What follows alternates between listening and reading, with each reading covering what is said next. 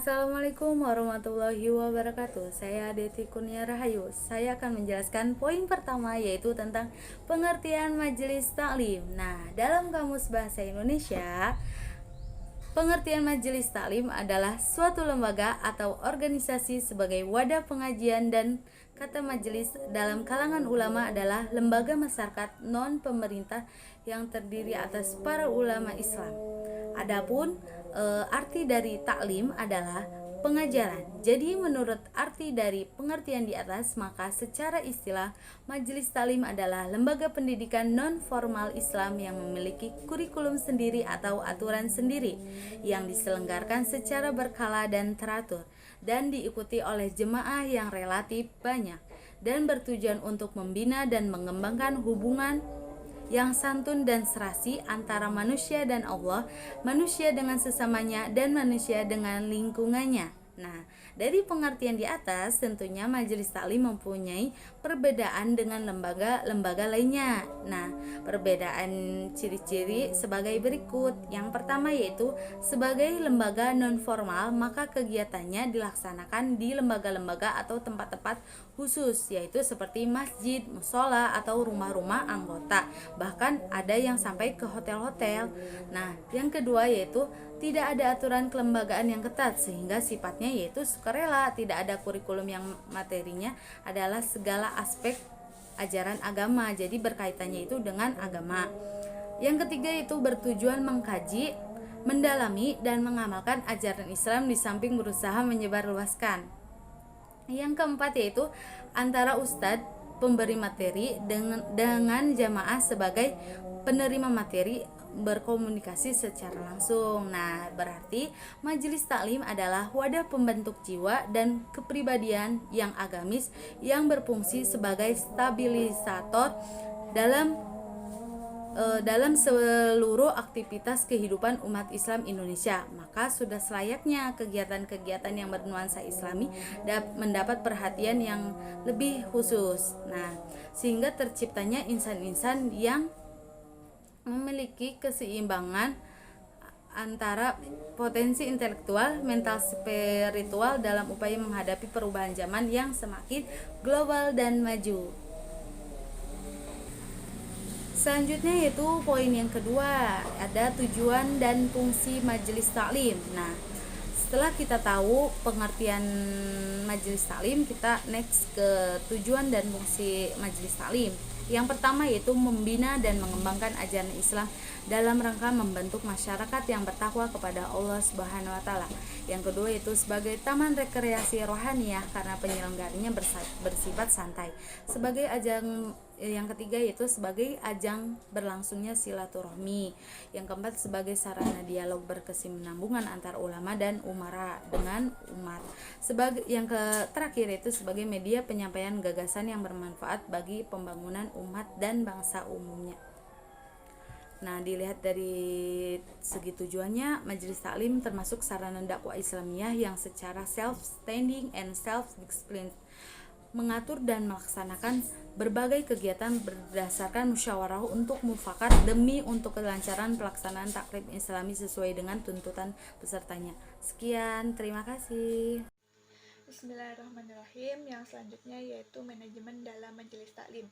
Manajemen dalam majelis taklim adalah proses di mana di situ ada merencanakan, mengatur, mengorganisasi, melaksanakan, dan juga mengawasi suatu lembaga pendidikan Islam non formal untuk melaksanakan suatu kegiatan yang sudah diselenggarakan secara teratur, secara berkala untuk tujuan membina jamaah. Dari beberapa fungsi dan peranan yang sudah dijelaskan tadi di atas, perlu diperhatikan bahwa pelaksanaan kegiatan majelis taklim ini dilakukan berdasarkan prinsip-prinsip manajemen dakwah, yaitu yang pertama adanya planning, yang kedua yaitu adanya organizing, yang ketiga yaitu adanya actuating, yang keempat yaitu adanya controlling. Nah, untuk yang pertama yaitu planning atau perencanaan, yaitu merencanakan setiap kegiatan pembinaan yang akan dilaksanakan oleh majelis taklim dengan sebaik-baiknya.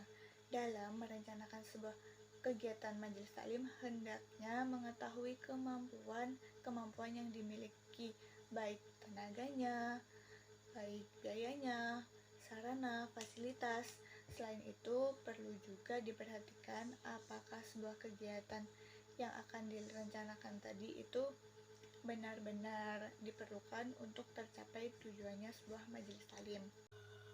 Yang kedua yaitu pengorganisasian atau organizing, yaitu mengatur atau mengorganisasikan semua tenaga, biaya, dan sarana yang dimiliki oleh majelis taklim.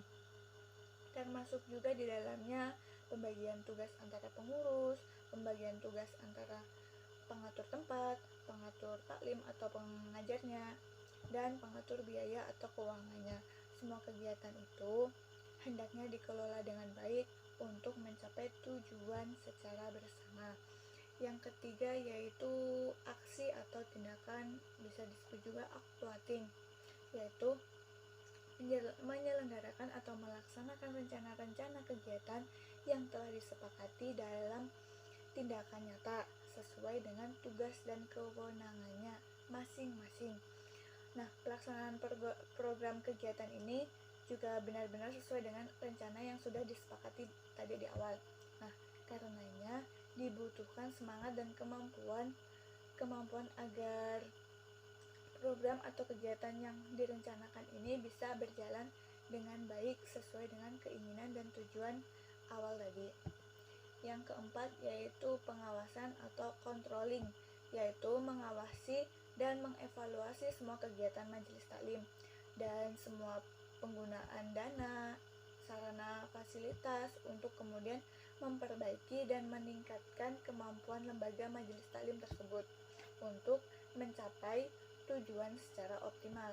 Nah, dalam hal ini majelis taklim bisa mengawasi dan menilai jalannya sebuah kegiatan untuk kemudian dievaluasi yang menyangkut keberhasilan, kegagalan, dan hambatan-hambatan dalam sebuah majelis taklim tersebut guna kedepannya bisa berjalan lebih baik lagi di majelis taklim tersebut. Terima kasih. Baik, langsung saja ke materi selanjutnya, yaitu tentang hal apa saja yang mempengaruhi majelis taklim. Yang pertama dari sarana, yaitu adalah seorang guru atau pengajarnya. Majelis taklim tanpa ada guru atau pengajar tidak akan mungkin terlaksananya majelis taklim itu sendiri.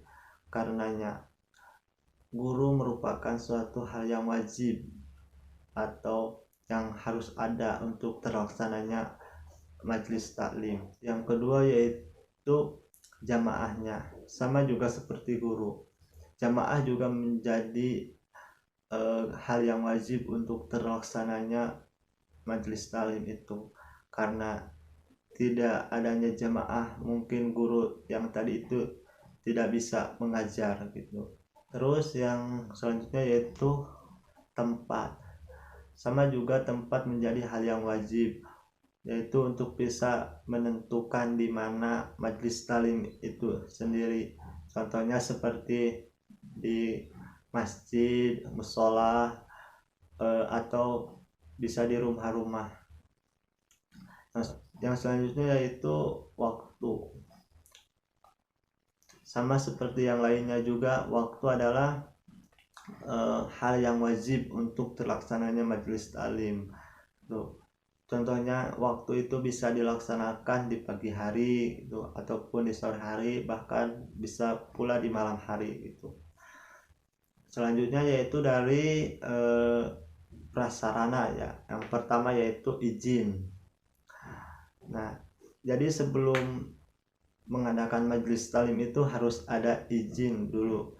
Misalkan di musola ataupun masjid harus minta izin dulu ke DKM masjid. Ataupun selanjutnya yaitu alat-alat. Tak kalah lupa yaitu alat-alat ini menjadi wajib untuk terlaksananya majelis taklim. Baik, langsung ke materi selanjutnya yaitu tentang metode penyampaiannya. Yang pertama yaitu metode halaqah. Jadi di sini, jadi di metode ini yaitu seorang mu'alimnya itu atau gurunya itu memegang suatu kitab tertentu. Jadi di metode ini cuma guru yang menerangkan gitu atau menjelaskannya. Jadi jamaahnya cukup dengan mendengarkan atau bisa juga melogat kitabnya gitu.